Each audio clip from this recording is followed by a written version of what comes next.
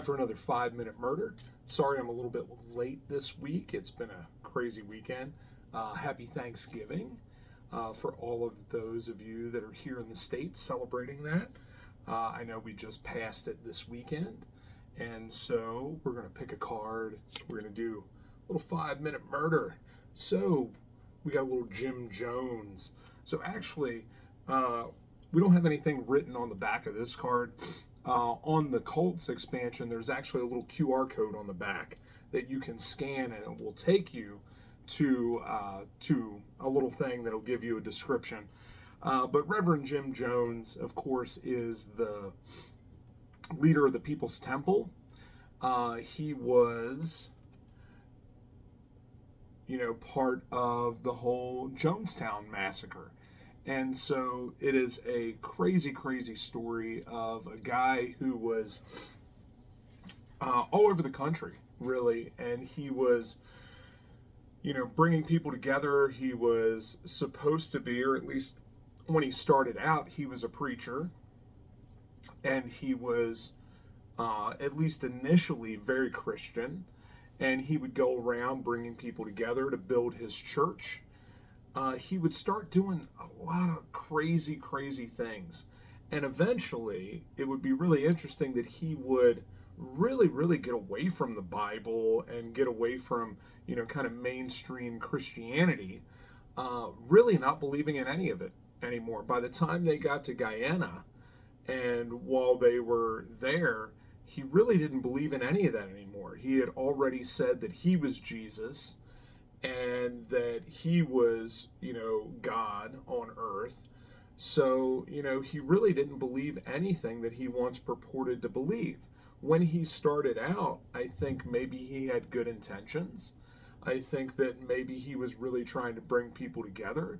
But then his practices were crazier and crazier. One of the things that Jim Jones would do all the time, and this is, of course, the precursor to the poisoning them there in Guyana, but he would often stage like prayer meetings that they would have, and he would have them all eat and drink together, and then he would tell them that he had poisoned them and that everybody was going to die, and if you had enough faith, you would be healed. And so they would pray and pray and pray and pray all night and all day. And then he would eventually tell them, sorry, I was just testing you, right? Like it was some giant test of their faith to see if they could actually follow through with it, to see if they would actually be close enough. But what it did in actuality is it broke down their defenses. It provided them with instability, and believing that he was the only one that could help them and he was the only one that could save them, right? It would provide that extra bit of faith, and it would take away their ability to choose. He would do other things that are just crazy to me. Like, for example, he would bring the men and the women in, because he would bring everybody in. And it was interesting because the brand of religion that he would promote would actually be very interracial. And so that was very uncommon for the times, that they would have, African American people as part of the church, and, other people from other races that would be part of that. And he would not treat them any differently, except that he would, take the men and separate the men from the women. He would, get to a place where he would be the only one having sex with the women, and he would forbid the men to do that. And one of the things that I've always found so crazy is that when I found out that he would tell the men that they couldn't have sex with their wives, but he could, and then he would tell the men that God told him, or that he knew that they were actually gay, and that he had to sleep with them because he wasn't gay, but they needed some good old penis, and he was the one to give it to him.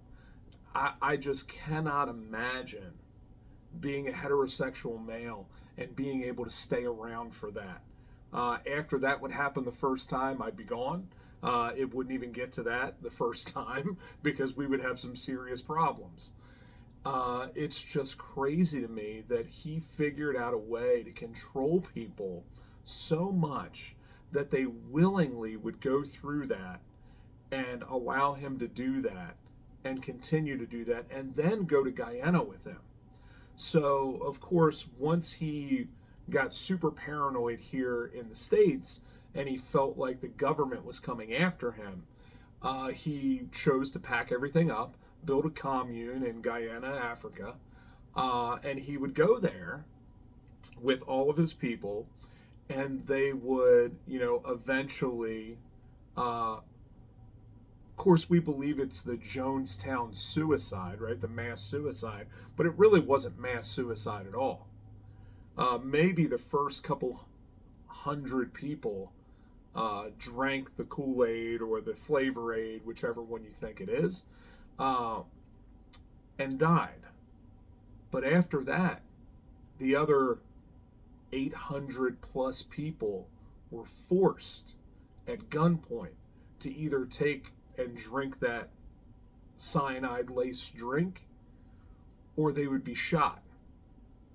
So the large portion of that was a mass killing.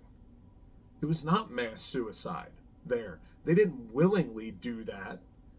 He forced them to die there for his cause. So, often we talk about that, and, I'll probably talk about this in the book, but, we talk about it being a mass suicide, and it's really not. It's a mass murder there in Guyana. And he did that because, of course, at this point, Jim Jones is full of cocaine and doing all kinds of drugs and uppers and downers all the time. He was not in his right mind. He was completely out of his mind by that time. And when the congressman came there, he believed that the government was coming to shut him down. So he had him killed. He had his goons go there to the plane and shoot him and kill him and a bunch of his staff there.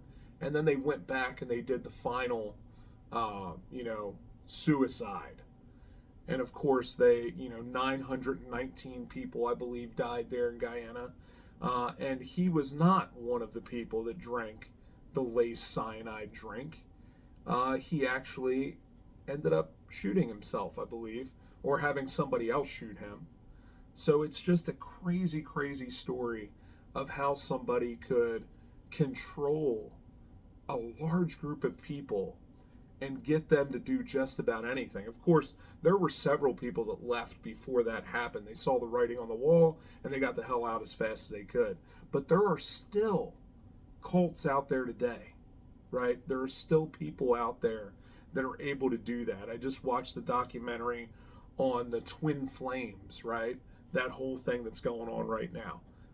Crazy, crazy situation there. And they are still active out there recruiting and bringing people in and continuing to do the same thing that is doing nothing but harming other people.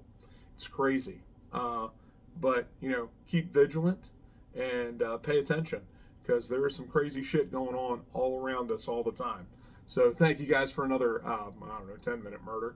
But thank you guys, and I will see you next week. Have a great week.